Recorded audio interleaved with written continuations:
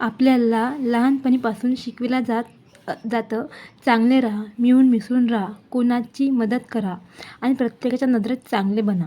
आणि आपल्याला पण वाटते की आपल्याला प्रत्येकाने चांगलेच म्हणायला पाहिजे. मग चांगलं या शब्दाचा टॅग लावण्यासाठी आपण प्रत्येकाच्या मागे धावत असतो.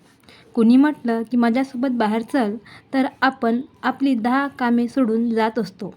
कारण आपल्याला समोरच्याच्या नजरेत चांगलं बनायचं असतं ना. पण चांगलं बनता बनता आपण स्वतःपासून केव्हा दूर जातो हे आपल्याला कळतच नाही.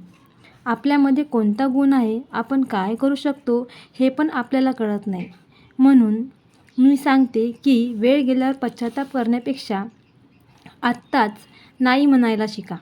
कारण तुम्ही कुणाची पण मदत 99 वेळा केली आणि 100व्या वेळा नाही केली तरी तो व्यक्ती तुमचा रागच करणार.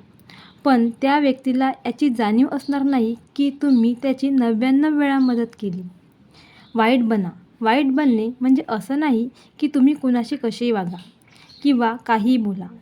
वाईट बनणे म्हणजे तुम्ही स्वतःसाठी जगा. दुसऱ्यापेक्षा तुम्ही स्वतःला जास्त व्हॅल्यू द्या.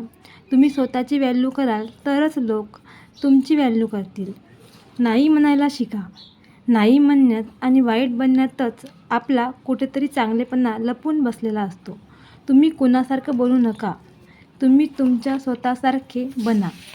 तुम्ही आहे तसेच राहा. लोक काय म्हणतील याचा विचार करू नका. कारण लोक तुम्हाला स्वतःच्या स्वार्थाप्रमाणे जज करतील.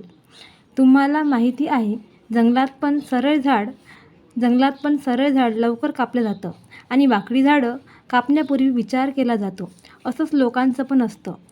चांगल्या साध्या सरळ लोकांचा लवकर फायदा घेतला जातो आणि जी लोकं साधी नसतात, आपल्या स्टेटसने राहतात, त्यांना कोणताही शब्द बोलण्यापूर्वी विचार केला जातो. एकदम साधं राहू नका. स्वतःसाठी जगा.